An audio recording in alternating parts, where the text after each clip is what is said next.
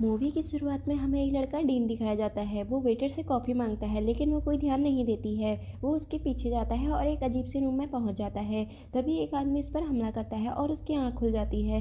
Waiter Nancy से coffee लेती है, तभी उसके हाथ पर चोट का निशान होता है। वो समझ जाता है ये कोई सपना नहीं था।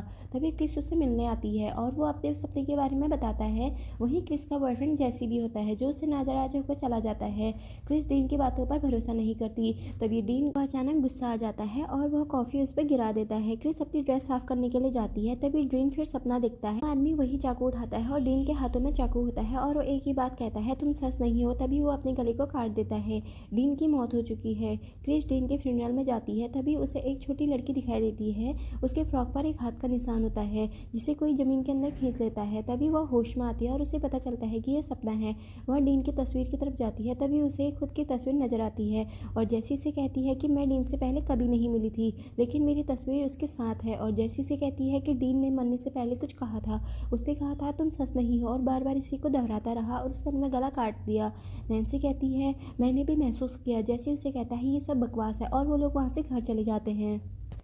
रात में क्रिस अपने बेड पर होती है। उसकी आंख लगती है और उसकी तरफ दीवार से एक आत्मा आ रही होती है। तभी वह झटके से अपनी आंख खोल लेती है। क्रिस अपनी मॉम से पूछती है मेरे बचपन की फ़ोटोज़ कहाँ हैं। मैंने अपनी फ़ोटोज़ डीन के साथ देखी थी जब हम लगभग 5 साल के रहे होंगे, और मुझे याद नहीं कि मैं डीन से पहले कभी मिली थी। उसकी मॉम कहती है 5 साल की उम्र की बातें किसे याद रहती हैं। इसके बाद क्रिस एक एटिक में जाती है। उसे अपनी कुछ तस्वीरें मिलती हैं और वो फ्रॉक भी जिसमें एक हाथ का निशान होता है। तभी लाइट चले जाती है और वो टॉर्च से यहाँ वहाँ देखती है। तभी एक साया उसके ऊपर आता है। क्रिस नीचे गिर जाती है और साया उसके ऊपर होता है और कहता है कुछ याद आया क्रिस। तभी क्रिस की आंखें खुल जाती हैं और उसकी मॉम आ जाती है। क्रिस डर से यहाँ वहाँ देखती है।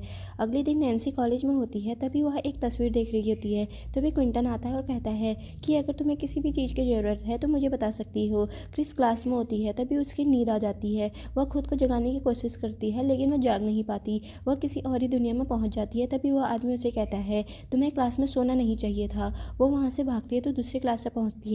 वहाँ भी वही आदमी होता है। वह पूछती है तुम कौन हो। वो कहता है तुम इतनी खूबसूरत लग रही हो जैसे पहले थी। वो आदमी उसकी तरफ बढ़ता है और कहता है तुम्हें बिल्कुल दर्द नहीं होगा, और उस पर हमला करता है। क्रिस की आंख खुल जाती है और जोर से चिल्लाती है। क्लास के सभी लोग डर जाते हैं। टीचर उससे पूछता है क्या तुम ठीक हो। वो कहती है हाँ मैं ठीक हूँ, और उसके बाद उसके कटे हुए बाल उसे टेबल पर दिखते हैं और वो वहाँ से घर चली जाती है। रात को जैसी क्रिस के रूम में आता है और क्रिस से पूछता है क्या चल रहा है। क्रिस क्रिस उसे बताती है कि उसे डरावने सपने आ रहे हैं, शायद जो डीन को भी आते थे। जैसे ही उसे समझाता है, लेकिन क्रिस कहती है भी मैं कोई सपना देखती हूँ। वो आदमी मुझे दिखाई देता है। वो जला हुआ गला हुआ आदमी हमेशा मुझे मारने की कोशिश करता है। तभी जैसी उसे कहता है वो हमेशा चाकू से वार करता है, जिसे सुन